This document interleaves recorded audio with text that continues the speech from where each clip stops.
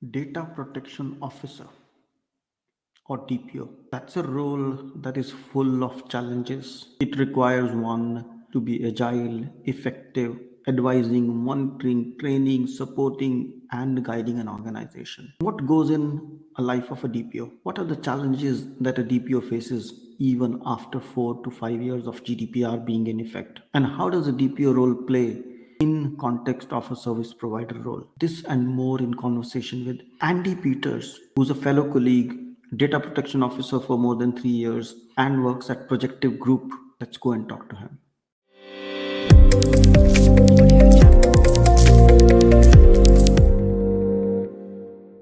Hello, and welcome to the FIT4PRIVACY Podcast with Punit Bhatia.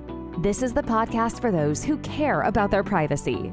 Here, your host, Punit Bhatia, has conversations with industry leaders about their perspectives, ideas, and opinions relating to privacy, data protection, and related matters. Be aware that the views and opinions expressed in this podcast are not legal advice. Let us get started. So here we are with Andy Peters. Welcome, Andy. Hi, Punit. Thanks for having me on your Fit4Privacy podcast. I'm happy to be here, and of course, also a bit looking forward to the weekend since we are Friday today. Thank you so much, Andy, for being here. And let's start with an icebreaker. When you think of GDPR, what's the one word that comes to your mind? Well, the one word that comes to mind is challenges, basically. Challenges. It is full of challenges. Do you want to elaborate why the challenges comes to your mind? Well, in my mind, one of the biggest challenges is actually still using GDPR to build your client trust. Because if you do the things right with regards to data and personal data in particular, you can actually use that to build a very trustworthy relationship with your customer. But this is something really difficult to do actually, because people are getting more aware on why you're using their personal data for which purposes, of course. And in the 4 years plus that GDPR is there, people have been getting more aware of what's happening with their data, so they're not willing to give everything just like that. So I think that's a big challenge. Indeed, it is a big challenge, and people are getting more and more aware about their data, and they're putting a price tag or say value on their data. And as they put value on their data, I can understand the companies that collect the data. There is, of course, a strong role for DPO to play, and it's very elaborate and clear. But when we are talking about DPO in context of a service provider, so a company providing service to another company which is collecting data, how do you see the role of DPO when you are a service provider to other companies? Well, the role there is, I think, a little bit different because as a service provider, we actually provide consultants as a service to our clients. And it's actually our consultants that need to follow, and they are also instructed by us to indeed follow the policies and the procedures in place at the client. So the role of the DPO there is more of a contact point in case one of our consultants would cause a data breach, that the customer or our client has a contact point to indeed discuss the issue. And then we are there, of course, to help them solve the issue, define mitigating actions, and also involve the consultant, which maybe unknowingly created a data breach at the client. We had a few cases in the past year. We had 2 cases, I believe. We basically set up a conference call or a meeting with the client and ourselves, and that seems to be working quite well to then indeed understand the situation and see, okay, what are the actions we need to take, and do we also need to report this to the Data Protection Authority, yes or no, depending on the mutual impact that we see. That's interesting. And is it then leading to preemptive or proactive guidance and awareness for staff? Well, our staff, they do get data protection awareness training. That's repeated, of course, regularly, but it doesn't factor in, of course, for the human factor. There's always a possibility that you're distracted doing one thing and sending a mail at the same time, where, for instance, there is a bank account which is not encrypted or anonymized partially, so that you create a data breach unknowingly, and that's then where we indeed work together with the customer in solving these issues, and of course also talking to the staff member, creating additional awareness. That makes sense. I think training and reality are different. What you learn in training and when you get to real environment, there's pressure, there's other factors, and that's when the real thing is. Yeah, same with phishing. They become more and more realistic. So you really need to be on point to sometimes detect them. And if you then are distracted, you easily click on something which then puts a ransomware or something else on your PC. It's always the human factor. Yeah. And then how is then the DPO role different when we are working for, let's say, a bank or a health sector or a company that is directly a controller and collecting a lot of personal data, sensitive data? Well, there, I think it's not that different, except that I've been thinking about it, and we have a bit of three facets. So we have the client facing, where the DPO is more the contact point, because our consultants are at the client. Secondly, we also have, of course, the internal aspect, taking good care of our employee or staff data, but also the recruitment data, making sure that our processes regarding GDPR are in place, like the data registers, procedures on data, subject requests, etc.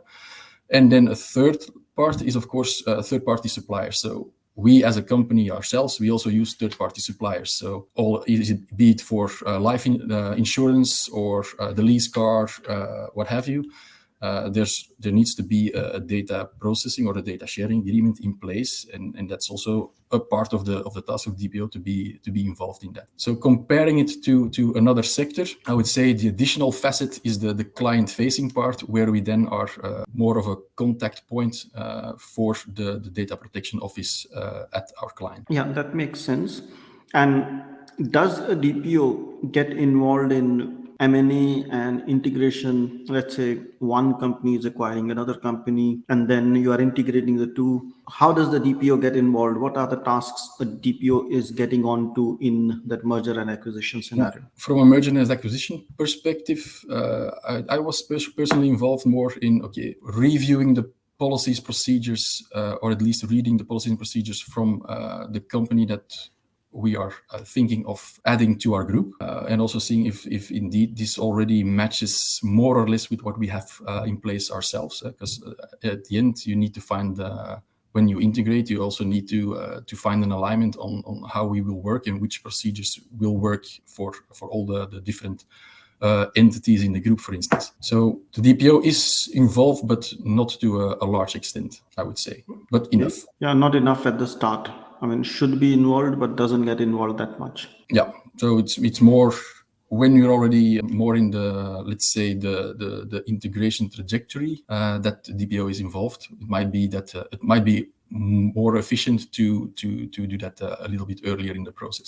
Indeed, I think there are three parts. One is the pre-acquisition. You want to check that you are not acquiring a company in which you'll inherit data protection liabilities. That's when you, as you mentioned, you check the policy and a little bit of the due diligence around what data they collect and if they are rightfully collecting it, like legally, ethically collecting it. Second is when the company is acquired, then in the integration, that's when the real work is. But that's the business as usual DPO role, considering an additional department per se. Yeah, indeed, that's absolutely correct. And then the question becomes, what is usually happening in day of a life of a DPO? So if you are a DPO in a day, how does it go? What are the typical days? I know there's a lot of new activity every time, but there's some certainty, some commonality. My day is a little bit different, so I'll summarize it a little bit. So next to the role of DPO, I'm basically also doing consultant work. So my main day looks like any other consultant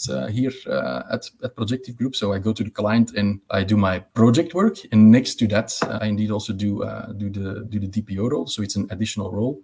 So I take time weekly to at least make sure that from a recruitment part, we do respect the consent from our recruits. If a recruit is not, let's say, withheld, that we make sure that if he didn't consent, that the data that we have on him, like the CV and these kind of things, that we in time remove that from our system. Also answer to data subject requests, making sure that we confirm to the same data subject that we've received this request and that we are looking into it, and we will come back to him in due time, and then also make sure that we come back to him in due time, of course. And then on a regular basis also look at the data register if there's any updates that we need to do, especially with the acquisitions that have been going on in the past, with the alignments and the integrations that will have an impact on what we need to document in the data register as well. Indeed, that's an important point you bring in.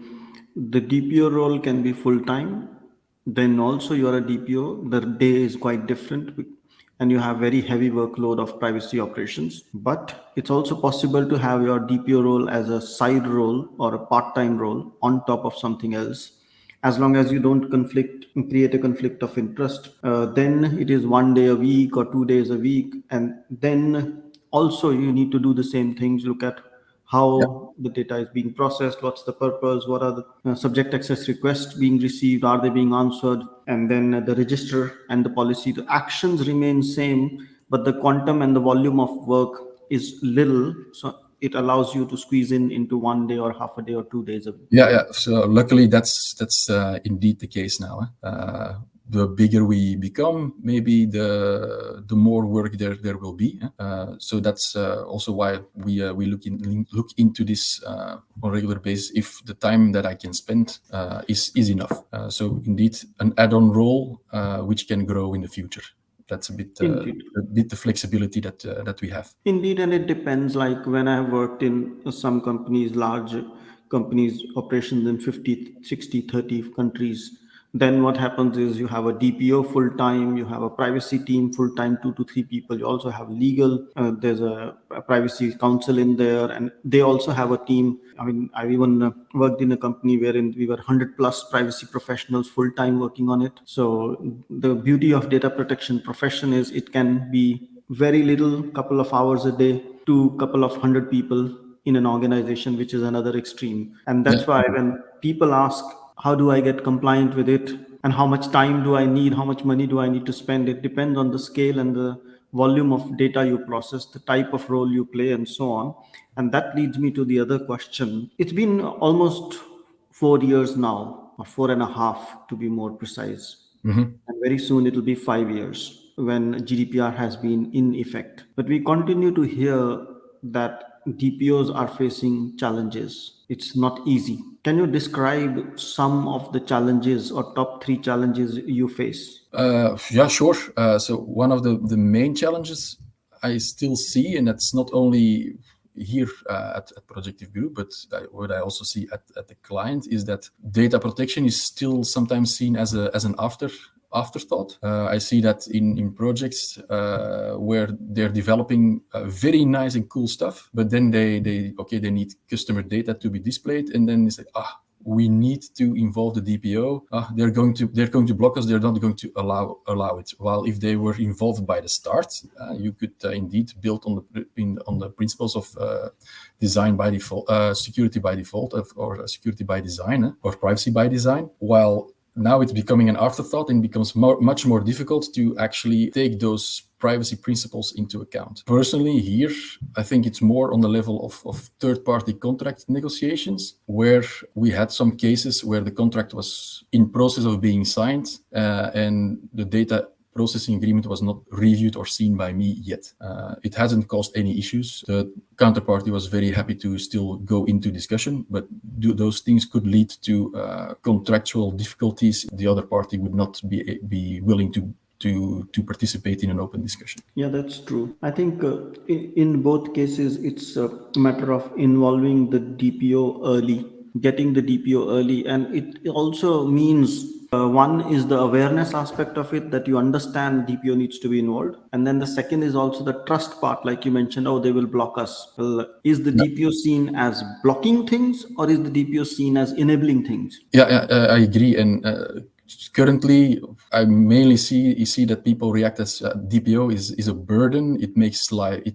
They make my life more difficult. While indeed, if you do that from the beginning, and we've done an example at the client, let's take the DPO office immediately into the refinement sessions when we want to display the PIN code on a mobile app, for instance. And once we did that, it was much smoother because they are in there from the beginning and they can indeed give their input from a privacy perspective from the start. While if you're in the delivery, you might need to go back a few paces to indeed include the privacy principles that they want to have added. Yeah, I think it's like, what do you say, designing and requirements. If you define requirements clearly, design the system well, then development is easy, and in testing, you find less defects. Yeah. It's the same thing. If you include your privacy professional, privacy DPO early, he or she would give you the requirements, you can design them, and then what you develop is more likely to be sustainable. But if you include them as an afterthought, after the testing, then they will give you requirements and you'll need to go back, re-engineer the design, re-engineer the requirements, and then it's a bolt-on. It's rework for you, rework for everyone, and that's something nobody wants. And that's why we say privacy by design, security by design, trust by design. That is, you start with the end in mind. You start with those requirements from the beginning. Yeah, I totally agree with that. Indeed. So that's where the things are. And is there anything as a DPO you would change in GDPR? You wish that was different. It creates more complexity than simplicity for life of a DPO. It's kind of a difficult question, but from personal experience, I think the liability on the processor, which is basically none at the moment, it's something that should change, because you can have a very good agreement with the processor, but then if they have a data breach, you as a controller will still be the end responsible, which makes sense that somebody is responsible, but it should be a bit more of a joint responsibility, because otherwise, if your contract and your data sharing agreement is not well defined, you'll be hurt, and the processor can just say, okay, fine, I had a breach, but actually it doesn't really affect me. So there's no incentive to update the organizational or any security measures that might have been missing that caused the data breach. I mean, yeah, that's true. And I think things have improved since the Data Protection Directive. And of course, if a processor does not play its role effectively, yes, the processor would be fine, but the end responsibility remains with the controller. And that's where the challenge is, because the biggest accountability is on the controller side. And sometimes it's challenging to monitor when in an outsourcing situation and you count on trust and transparency. Yeah, indeed, and that's sometimes that's lacking. I think it's also a bit natural. If you have a data breach, the first reaction is, we have a data breach. We're not going to tell anyone. While it should be the other way around. Let's see what happened and be transparent about it, so we can show that we will have things under control in the future. And Absolutely. That's where then the trust comes in. Indeed, and I think I always say, sometimes I go and say, check the data breach register, and there is no breach in last 1 year or 2 years. And I say, guys, you must log some things. It is not practically possible that you didn't even have an incident relating to privacy.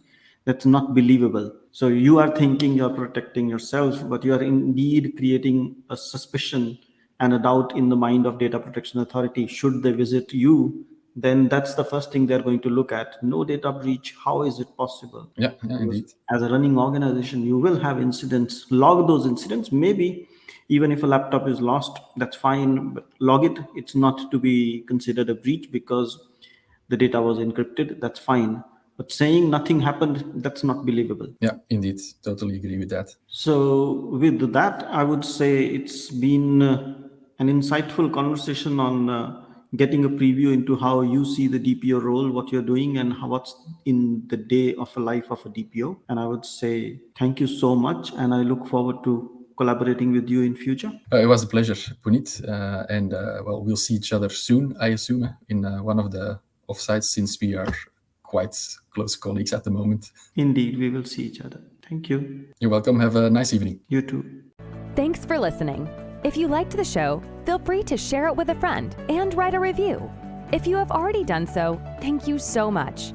And if you did not like the show, don't bother and forget about it. Take care and stay safe.